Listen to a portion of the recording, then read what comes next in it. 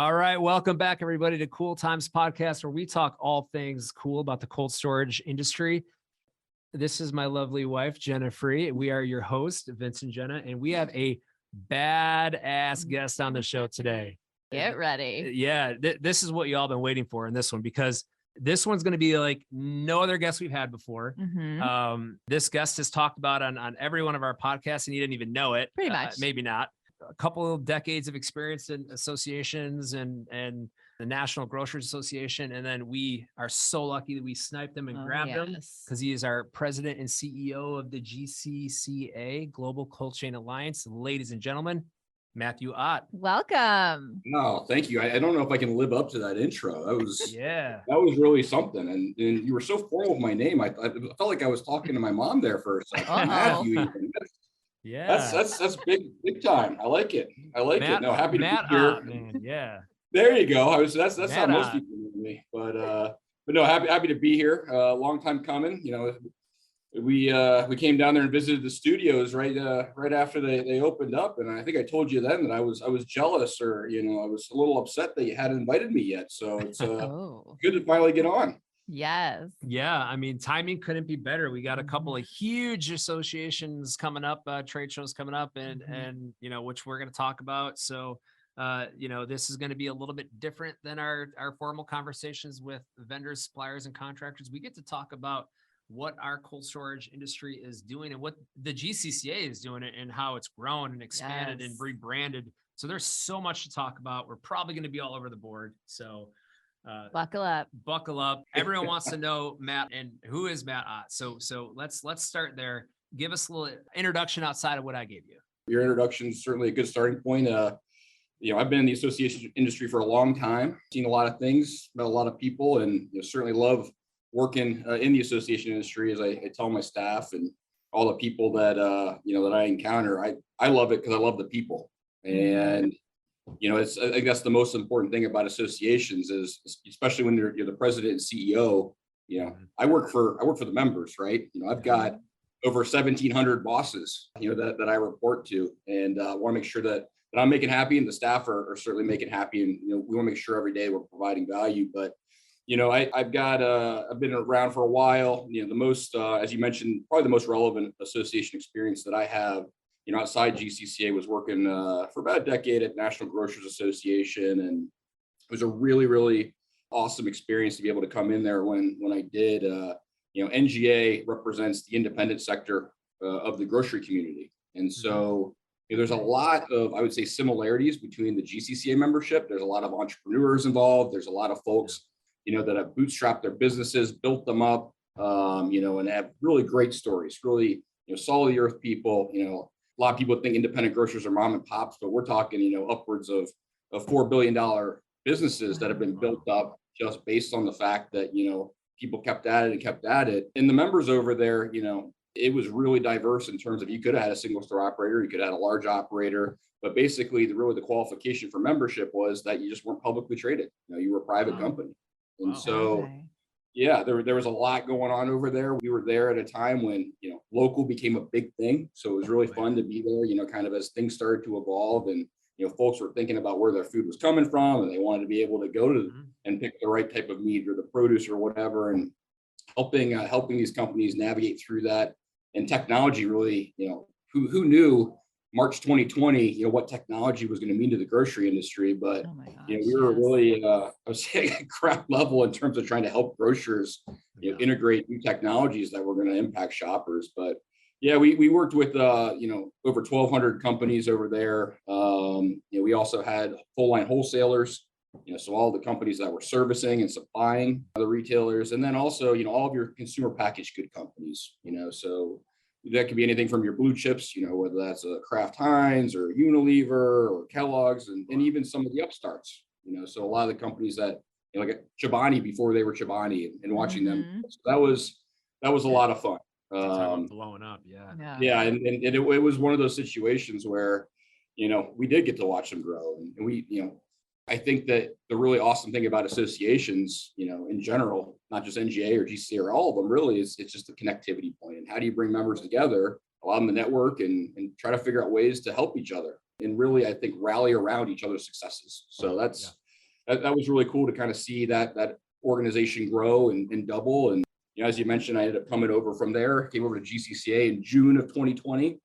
So I mentioned March 2020, not that long after that. So that was an interesting time to come in and be a new CEO over here. And I actually went about, I want to say it took me about 18 months to meet every one of my staff. So that was also an interesting experience. Well, they weren't letting you have like in-person, meetings right, or office, and everyone had to be remote, right? Yeah, exactly. It was, I do the air quotes for the people that can't see that. Like, I don't know how many people followed that rule. That's why I Love did it. Yeah. So I definitely was not in the office ever. Yeah, ever. Gotcha. I never went into the office. Never went to go get any of the documents that I needed to do my job or anything. Not like one that. time. Nope. Not one time. I was a very. We were all electronic. Exactly. Lots of this. But no, it was also good.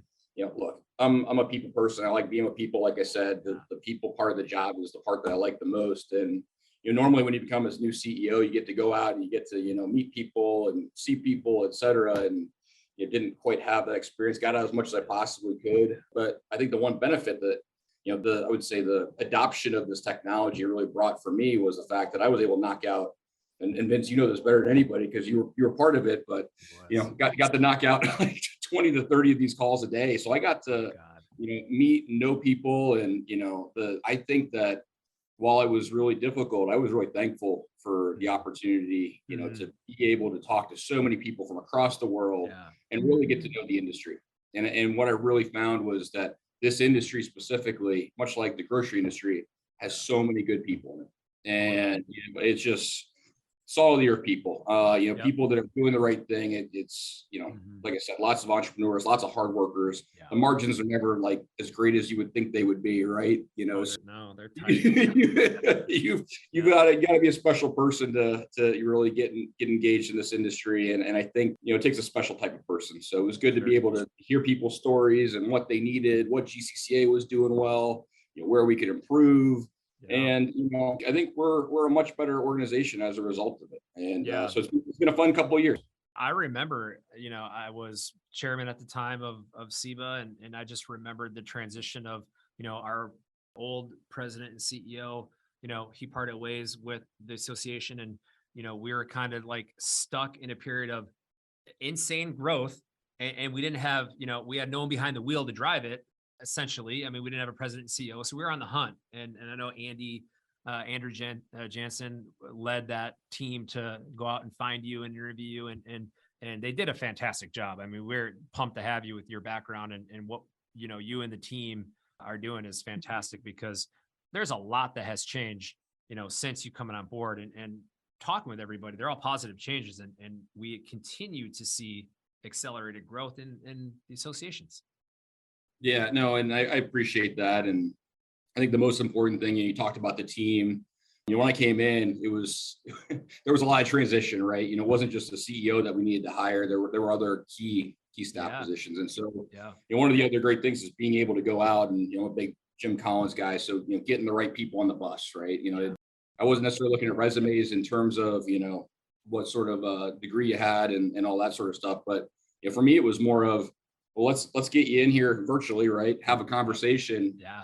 How are you going to mesh with the people we've got? How are you going to help us build a culture that we want to get to? And how are you going to help us facilitate the type of growth that you're talking about, where, we can really make sure that this organization and all of the 4 core partners of GCCA, are financially viable and sustainable, especially as we're getting through the pandemic, but even more so as we come out of it.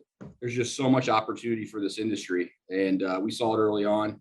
We've added some really great staff, and they've really been a key part and really have driven, I would say, a lot of the growth and a lot of the progress that you've seen. So it's been fun.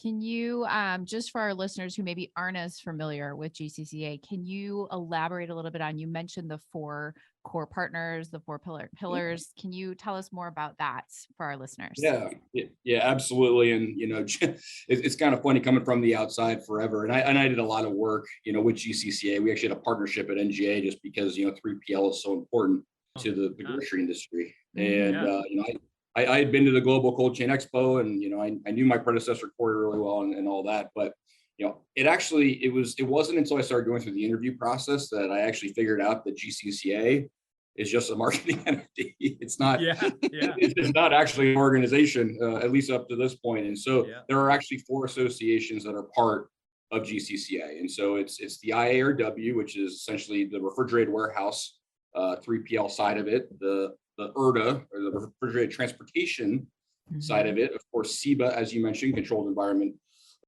building, all the folks that are there, design build contractors, subcontractors, all the suppliers that are required to help us keep our buildings either to build the buildings, maintain the buildings, et cetera. And then we have a foundation, which is the World Food Logistics Organization, which is really in place for 2 purposes. One, to provide research and education, best practices, et cetera.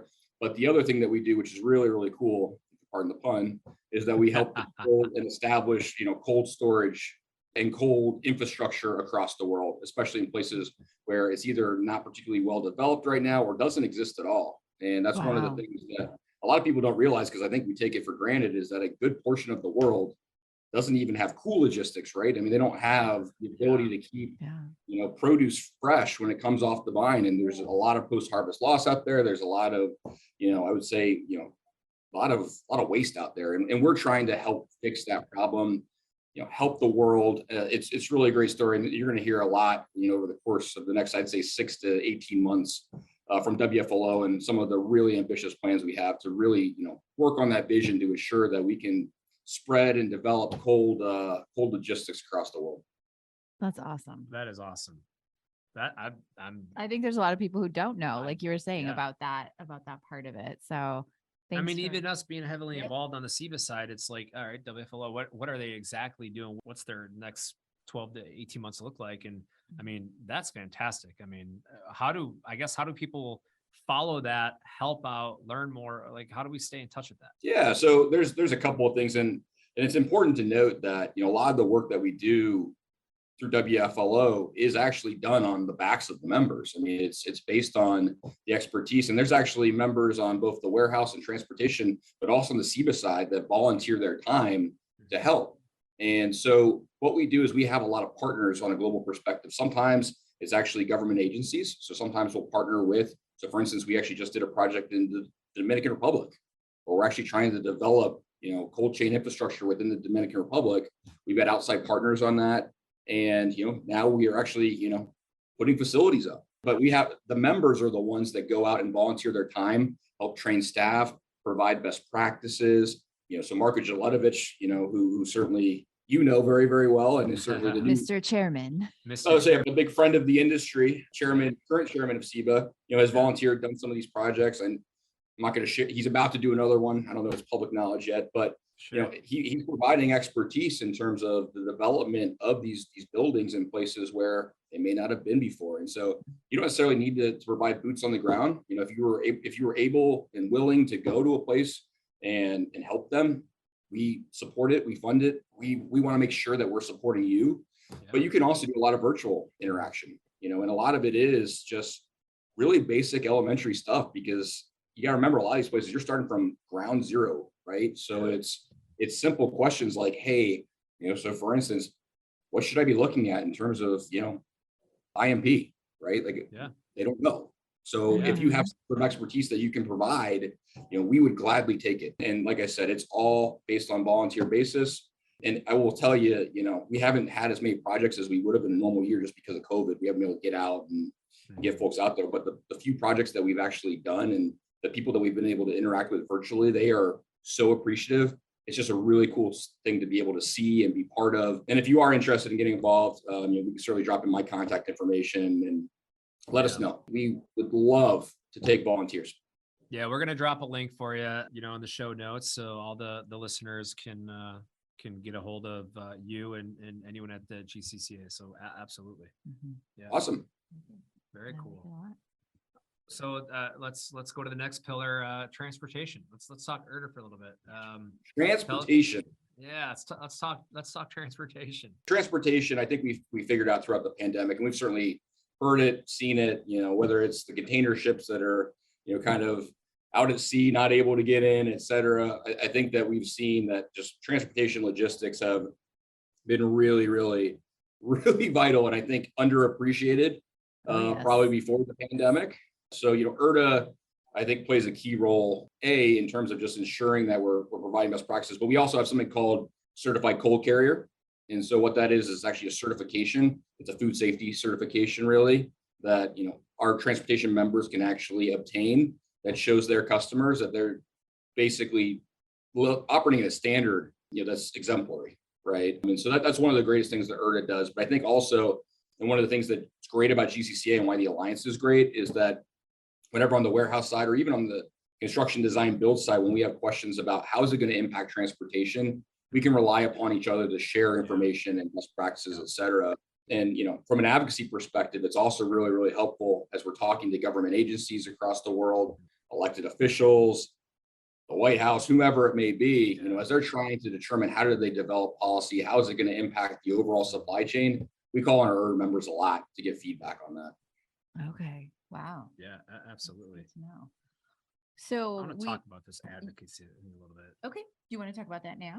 Yeah, I mean, you made a great segue into the advocacy, and I know, that's a sponsored type, not a sponsorship, but you asked some members and association members to help fund that, because it's, you guys are boots in the ground, and you guys are walking on the steps of the White House to make some things happen, and you're talking about food safety, and you're talking about OSHA safety. I mean, you're talking about all this stuff there, and really, you want to dive in a little bit and tell us a little more about what you all are doing? Yeah, absolutely. I think, so as part of my listening tour, the hundreds of little conversations I had, both in person and virtually, in probably my first 6 months, I think the number one thing that I heard when I asked the question, what could GCCA do better? I think it was tell our story and inform regulatory agencies, elected officials, whomever it is. Look, we're a really important industry. They don't understand it. And they were right. I mean, we have, especially on the 3PL side, but I think even on the construction design build side, we've been really under the radar. We've really wanted to put the spotlight on our customers.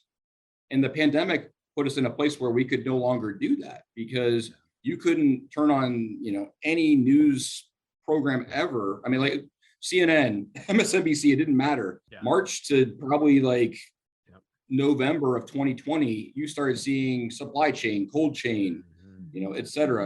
And people didn't get what it was. And that includes our elected officials and regulatory agencies. They knew it was existed, but they didn't understand the importance. And so we thought that we had a really, really vital role to talk about who we are, what we do, and why we're important. And so we have had a great asset in Lowell Randall on my team, who's been really, really involved with the regulatory side of the business for a long time. He is just aces, invaluable to us, but he's been one guy, and there was only so much that he can do. And a lot of what we were doing was, I would say, really responsive to the need. We weren't being very proactive. And so one of the things we did is we went out and we put together a strategy, and we started putting resources towards the legislative side. So talking to Congress in the US, talking to the White House, going out and trying to inform, but also influence policy and really be proactive in terms of advocating. It started in the US. We've started to move into other regions. We've got a really active presence in both Canada, Brazil, Europe, et cetera, and we continue to build on it. And what we've found is we just really want to be the most honest, open, transparent trade association out there, so that whenever there is a question in terms of, if you have a policymaker who just doesn't understand something, we want them to know they can reach out to us. Yep. And so we want there to be an open line of communication. The worst thing that could possibly happen is they implement a policy that doesn't work, and now we've got to go back and try to fix it. And so that's really what we're trying to safeguard against. And that's why it's important that we are out there telling our story. There's a number of success stories I could tell you we've seen over the course of the last 2 years that we've really focused on it. But we were really involved. I mean, I think one of the coolest ones was that we were really involved in Operation Warp Speed.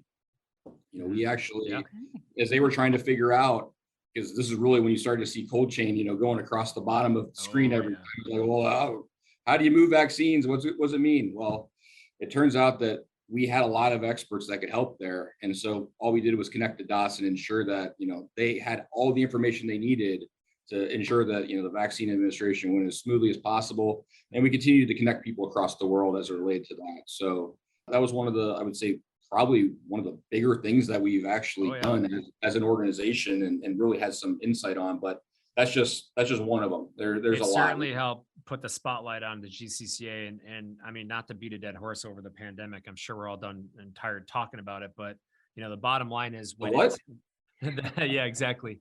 When it happened, there was the GCCA was so beneficial to all of its members because Lowell spent so much time, and we were doing like weekly calls, and Lowell was giving us updates about the pandemic and updates about, PPP loans, or updating about, what type of COVID OSHA requirements are, required on the job site. He was giving us so much insight to all of our members, and, completely free. I mean, it was just a fantastic thing. So hats off to Lowell. Yeah, I know he's a hustler. Yeah, no, he's awesome. He's awesome. And, a lot of the other resources that we've added just continue to provide members value. And so, that's another thing I'll say is if there's a need that the members have, or even, some of the non-members out there that are potentially, listening to this, if we can be beneficial, to you and your business, we can help out in any way, just let us know. That's one of the things that we're here for. Absolutely. That's a good segue going into CEBA. CEBA stands for Controlled Environment Building Association. And, we have a show that show's coming up in November. We'll save IRW in that GCCA show in Cali for the last conversation. So focusing on CEBA right now, let's talk about essentially added value and members that reach out and they're like, hey, we build a couple of these things a year. How can we get put on the map? Are we building these things right? Are we, talk a little bit about the advantage for people to become involved in members of CEBA.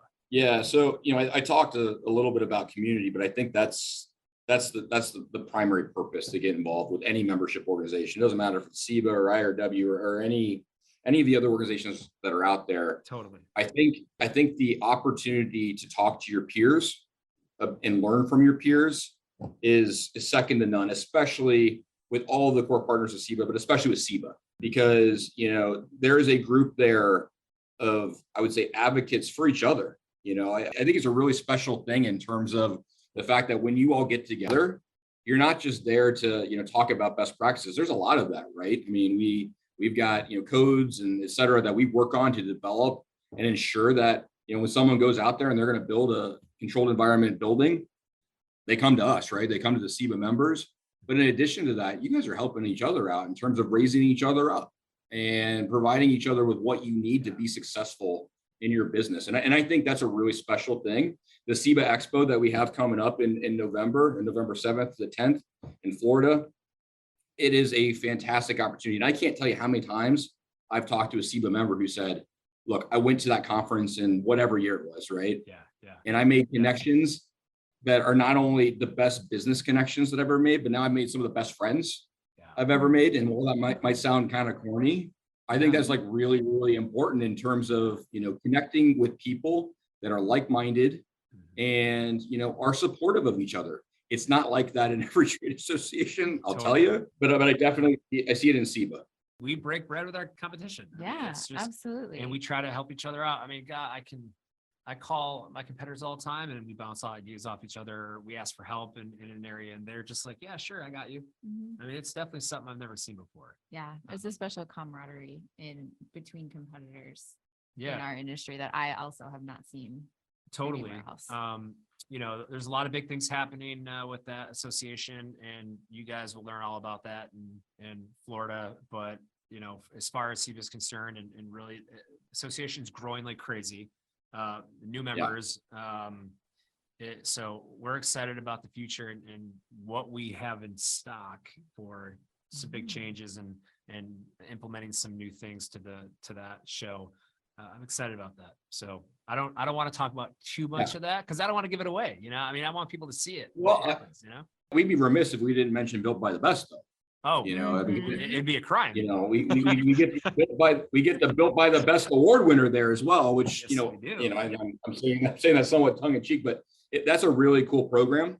Yep. To be able to see some of the best controlled environment buildings out there that have been put online in the course of the last year. If nothing else, even if you're not able to attend CEBA, if you want to attend CEBA, I'll just put a little plug out there. Better do it now. Hotel's about to sell out. We're not even gonna be able to get any more people in there. That's how popular and how successful this event has been this year. But if nothing else, definitely check that out. If you're just looking in from afar, some really, really innovative stuff that comes out of that. And I think stuff that really lines up well for the industry, moving forward.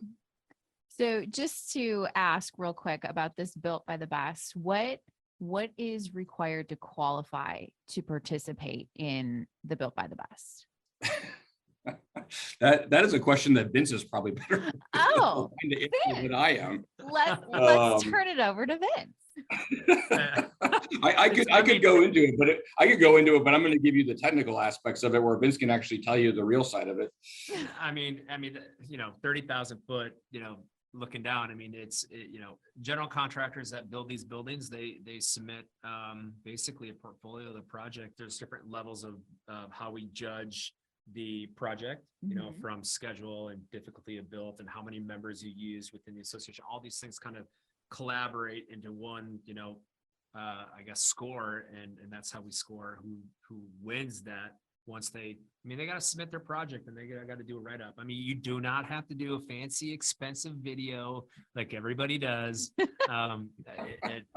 But it's a great opportunity to showcase all the hard work and effort that goes into a building, because these aren't just 6-month projects. These general contractors are, they're boots in the ground. It's typically 12 months or greater. And before that even happens, it's napkin drawings at a bar. It's napkin drawings, over coffee of an idea of, hey, I want to expand this building, but here are my challenges. And then it goes to design, redesign a million times. And then getting all the vendors and suppliers that are involved and contractors involved within the association. We all get to collaborate on these projects, and all of them, all the submissions are fantastic because we all get to collaborate. We all get to put our best foot forward. And if any of our projects, if we're involved in any of the projects that get voted to win, it's exciting because you're a part of something really special. But even if you're a part of any of the submissions, win, lose, or draw, it's exciting to be a part of any of the ones that that gets submitted. It's definitely one of the coolest, no pun intended, coolest things that I've seen, CEBA do it with the Built by the Best. So if you're a general contractor out there, you did a project and you want to brag about it, don't be shy, submit it. It's a badass program. Yeah. And I think the other point, that we got to make, Vince, is we want to showcase why you want to hire a CEBA member to work with, right? You want that expertise, and this is showing the best of what's out there, and it's showing why CEBA members are the best at what they do. So, and it's global as well. I think that's also important to mention is no matter where you're at in the world, we want to see what you've got, and everybody's going to be there to once again lift you up and celebrate what you've done.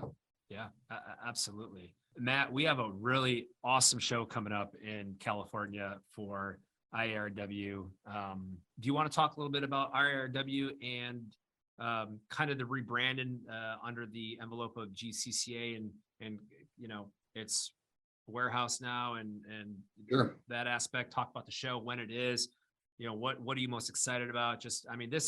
I've been going to this show, for a decade, and it's still one of my favorite shows too. You meet a lot of really interesting business owners that started these cold storage warehouses from nothing. They put a refrigeration system in their barn and started storing food, and all of a sudden they own 6 warehouses. Dude, this is incredible. And the people are fantastic, and all the supporters, vendor suppliers that are there. This is a special association. Yeah. So, much like CEBA, the IRW WFLO convention, this will be, barring any objection from the membership, this will be the last IARW WFLO convention, because as you mentioned, we are officially rebranding the GCCA warehouse and GCCA transportation, because as I mentioned before, I don't think anybody in the world outside of the comfy confines of our organization knows it as anything other than GCCA. So it just makes sense. Makes sense. But, in all seriousness, this is a really, really awesome event where we're able to bring together the entire community from GCCA to come together for 3 days. We're going to be in San Diego, right outside San Diego, La Costa Resort. And it's an opportunity to break bread with one another, talk about our successes, talk about how we can help each other, much like CEBA. What I'll say is, this is another event where there's a really awesome, familiar community feel to it, and people want to share. We have CEO roundtables where people can get together and chat. We've got what we call cold chain cafes. We've got an opportunity for our vendor community to share best practices in our supplier showcase. We sold out the supplier showcase, I think 3 times already, because the demand has been, Wow. so great, and that's just to toot the horn of the business development team with James, Katie, and Brian, who also work on CEBA. But I think it's important because it's two-sided, right? It's not just the vendors that are going to sell things. It's also, Vince, as you mentioned, all of the people who come to learn from all of these different companies because they're trying to improve their businesses. Mhm. From the 3PL side of things, we exist to help our customers. I think I mentioned that before. And we want to make sure that we're putting the best foot forward. And our vendors and our suppliers are really, really important. And this is an opportunity for us all to get together once a year and figure out how we can help each other out. So, it's once again, just like CEBA, almost sold out. The hotel is about to sell out. If you want to go, definitely go to gcca.org/events. Information on both those events there. Sorry, I had to put my sales plug in, You have to, man. I had to. But I love it. if you're able to make it to either one of those events, definitely make sure you let me know that you're coming, and we'll make sure we grab a cup of coffee or have an adult beverage. A tequila?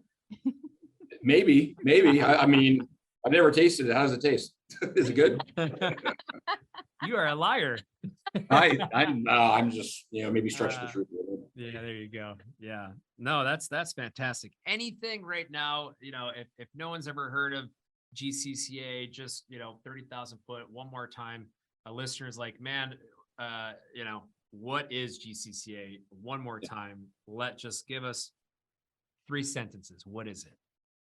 Yeah, so I think the most important thing, once again, community, best practices, and growth, right? And it's not just growth from the standpoint of the organization, it's growth from an industry perspective. We're all here, as I mentioned, all of the core partners are here to help each other, ensure that we're growing the organization, growing the industry, ensuring that we're putting our influence out there and talking about why this is such a special industry, why we're so vital to ensuring the health, safety, transportation, warehousing, storage of the highest quality, safest goods across the world. So and we've all got a role, and it's really, really special, and it's really important.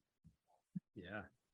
Jenna, why don't you, I think there's some cool questions we can ask him. I know he's not a supplier or a vendor, but the world wants to know Matt Ott still. So I think you should ask him some things. Okay. So we always ask this question of every one of our guests. I'll ask it in a little bit of a different way, but this cool moment will be brought to us by some of our CEBA partners and our sponsors, Rytec Doors, Versafoam, and Jamison Doors.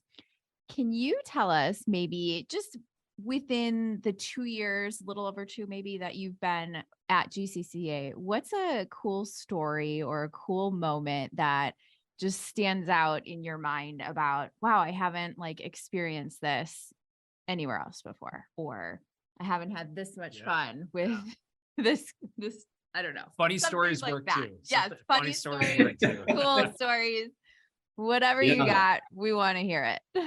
Yeah, so I mean, I probably got some that I can't share, but maybe I think it actually goes back to the fact that from the second that I've come on board, I've actually been brought into the group, and I felt like I've been part of the team. In fact, I think, Vince, you were the one in Colorado that when I first met you guys, you were like, hey, we're doing a shot. And I did a shot with you, and everybody started. I think you were the one that started the "one of us" chant, right? In the bar in the Broadmoor. But no, I think there actually have been so many memories already that have been established, friendships that have been established. And I think for me, that's cool, right? That doesn't, I've got lots of friendships over the years, but the amount that I've accumulated just in such a short period of time from this industry, that's really unique. Yeah. And it's cool, man. I follow you on LinkedIn, and you are traveling to all these warehouses all over the country, globally, outside of the country, Dude, how cool is that? You get to see warehouses, in Europe, and what's that like? Is there a difference between warehousing in Europe than there is in Canada versus the States? I mean, what's that like? So the funny thing is that I think all of those members probably would have told you that the answer was yes, but I actually would say the answer is no, because if you start to dig in, everybody's got the same problems, right? We're all approaching it from a different perspective, and there may be a different level of severity or importance in terms of what the problems are, but they're all the same, and I think that that's the other kind of cool thing about this community is that we take these opportunities, whether it's the CEBA Expo or the IRW WFLO convention, to come together and talk about it. Then we realize, whoa, there's a lot of similarities. Like, like you may be dealing in a different dollar, or you may be dealing in a different metric, right? In terms of, how you look at things. But, if you were to look across the globe, and I would say it's not even just like warehouse, right? It's warehouse, transportation, construction, design, build. We're all facing the same thing. We're all dealing with energy. We're all dealing with inflation issues. The war is going to be an issue for all of us. Real estate's a pain. Supply and demand is a challenge. I mean, like, it's all the same, right? So, and I can't. So is our trade shows just a big therapy session? It might be. And actually, I was going to talk to you about that, later on. I was going to ask for some additional funding for some therapists and maybe some couches that people can lounge on. She has a master's in therapy. Here you go. I'm busy that weekend. Yeah, perfect. But no, I think it's been fun to be able to go out and just chat with people and hear their stories and get to know them, and it's you're right, that's been awesome. What was it like moving across the country? You used to live in Idaho. Right? I did. I lived in Coeur d'Alene, Idaho for a very short period of time. I actually left NGA with the intent of starting my own business that was actually going great before February 2020. Oh, shoot. Yeah, I'm sure nobody else relates to that out there. But it was my wife's from Idaho. We had moved the whole family out there. I've got 2 young kids, the dog, the whole deal. I've got the standard American family, I guess. And it was, as we were going through the interview process, one of the things that came up was, we need a CEO. Vince, as you said, like, there was so much going on. It's like, we need a CEO, and we need a CEO as soon as possible. How are you going to get here? You're in a pandemic. During a pandemic. So I'll tell you, actually, that was one of my more amusing stories was I took a flight actually to do the job interview. So, they wanted to do the last interview in person, and I flew out to Washington, D.C. And I flew from Spokane, Washington to Denver to Dulles here in Washington, D.C. And for any of you that are frequent flyers, and maybe not frequent flyers, that when you go to Denver, you fly over Denver and all you see is nothing but cars. You see cars coming in, you see traffic, whatever. There was one car in the entire parking lot. There were no cars going in. And on my flight, it was me and 2 flight attendants, and that's it. I was the only passenger on that flight going to Denver. I've got a picture of me that I sent my wife. It's like The Walking Dead. I'm on one of the people mover things, took a selfie, and there's nobody behind me. Like, there's nobody in the entirety of the United Terminal of Denver. And then the best part about it, the story was, I'm going for a job interview that I had, the next morning, and they're moving flight attendants basically from Denver back to Dulles because they're 2 hubs. And so my flight was me, I think like 2 other people, and then like 30 flight attendants. And they just raided the beverage cart. And so they're just rolling through with the beverage cart, like, hey, do you want this? You want that? I'm like, I gotta tell you, any other day of the week, this would be like, you'd be all over dream, it. This would be my dream flight. However, I've got a job interview tomorrow, so I'm gonna have to pass. Oh my God, that's amazing. It was an interesting time to have to move across the country for sure. I can picture Wolf of Wall Street in the airplane when they're going on the bachelor party and they're just all drinking and partying in first class. It was, I probably shouldn't have named the airline. Someone's probably gonna get in trouble. But it was a lot of fun. You said American, right? Or Southwest? Yeah, no, I think it's Alaska or Midwest Airlines. Midwest Airlines. All right. Midwestern. Dude, so you moved your whole family to Washington, and how are you adjusting? Yeah. Or how have you adjusted? Because now you've been there for a while. The good news is that we had lived in DC before, so it's kind of old hat. I think the biggest adjustment was for my dog, who had a big open yard that they could run around in. Yep. And Yeah. now we're back in DC, and he just gives us the sad face all the time. Aw. Yeah. And then you were remodeling the house too, weren't you? Yep, still doing that. Is it You know, still going on? Yep. the supply chain issues just don't stop, man. You know, there's, continually waiting for XYZ. The supply chain thing is not just cold storage. I mean, dude, you're telling me you order a bed frame or a bed from Living Spaces, and it's like, all right, you'll get it in 12 months. Like, what? Dude, it's Yeah, crazy. no, it took us 9 months to get a refrigerator. So yeah, it's something. It's an interesting time. For Wow. sure. It is. Has that cooled off at all a little bit? Because I heard that. I heard like washers, dryers, or refrigerators, like something with there's some element in these things or whatever that is a long lead time, and I don't know if that's cleared up by now. I mean, I know some people have gotten their refrigerators that they've been waiting for. Yeah, I was gonna say, I think it probably has gotten a little better. Unfortunately, I've got all my stuff, so Yeah. less of an issue right now, at least on the appliance side. There's other stuff that we're still waiting for, which is fun. Okay. Okay. Well, Matt, I want to be cognizant of your time, my friend, dude. You've been an awesome guest, and I'm excited. Dude, we're all excited to have you on this this platform for you two. All of us get to know you and talk of GCCA. So, how do we find you, GCCA? Yes. Yeah, Wow. so a couple things, I know you post clips on LinkedIn. You can always find me on LinkedIn. I think it's /Matt Ott, but you can always search for me. I'm out there. Happy to connect, happy to answer any questions there. Definitely visit our website. It's a great place to find information, all the stuff we talked about today, whether it be IARW, IRTA, WFLO, and of course CEBA. All the information is there, whether it's the events, member benefits, all those sorts of things. And if you have any questions, let us know. We're happy to help. That's what we're here for. Awesome. Yeah. Can't let you off the hook that easy, man. You got to do our cool rapid round question. You ready for this? You know about this, right? Let's do it. All right. All right. Okay. So I'm going to ask you a series of this or that questions. You just say one or the other. This one is sponsored by Jamison, Rytech, and Versafoam. Matt Ott, here we go. Are you okay? What's worse for you, laundry or dishes? Ooh, dishes. Jogging or hiking? What do you prefer? Hiking. Sandals or sneakers? Sneakers. Hamburgers or tacos? Oh, that's a tough one. Big boy here likes to eat. I'm gonna go tacos. Atta boy. Car or truck?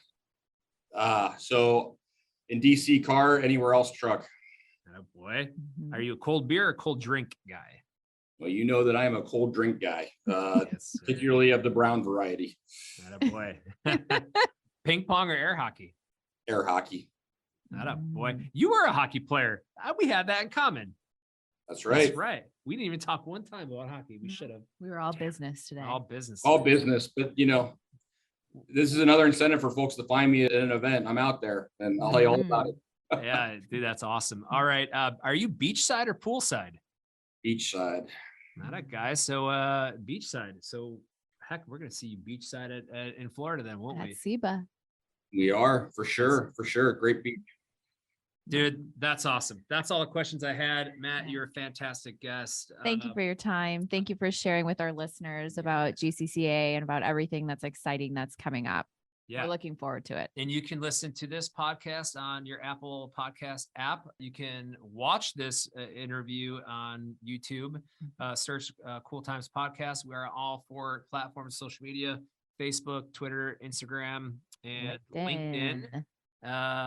Yeah, subscribe to us. Help us spread the word. Matt, you're a freaking badass guest. Thank you so much.